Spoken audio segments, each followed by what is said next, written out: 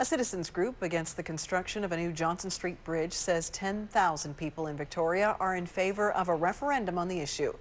JohnsonStreetBridge.org is pushing for a vote so that people in Victoria can have their voices heard on the city borrowing $42 million to fund the new crossing.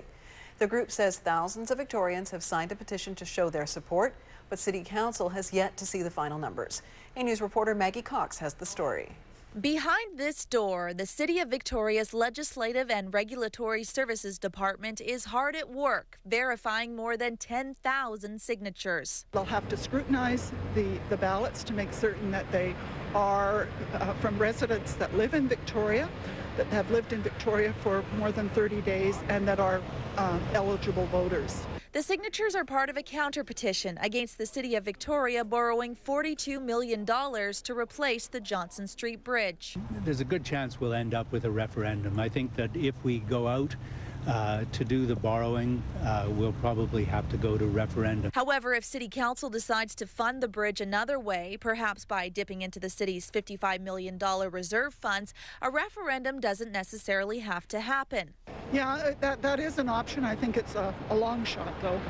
I just hate to speculate what's going to happen because I have been in all of the other meetings and things have gone ways that I could not predict. By law, if 10% of the city's residents, or just over 6,000 people, have signed the counter-petition, then the City of Victoria must hold a formal referendum in order to follow through on its plans to borrow the $42 million.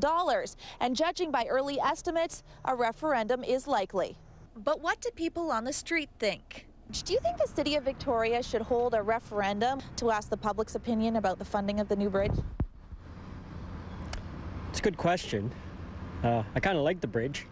I've only been here for a year, so I think so, yes, they should. For that kind of money, they should probably get some people's opinions, yeah. I think when they're spending that much money, they should.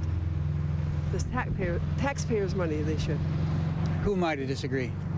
Victoria City Councillor Jeff Young says the results of the counter-petition might force City Council to explore other, less expensive rebuild options. If we decided to do a very bare bones kind of approach, and we did get funding assistance from the other levels of government, perhaps we would find that, as you said, we could find money within our reserve funds. City Council will cross that bridge and no doubt many others on Thursday.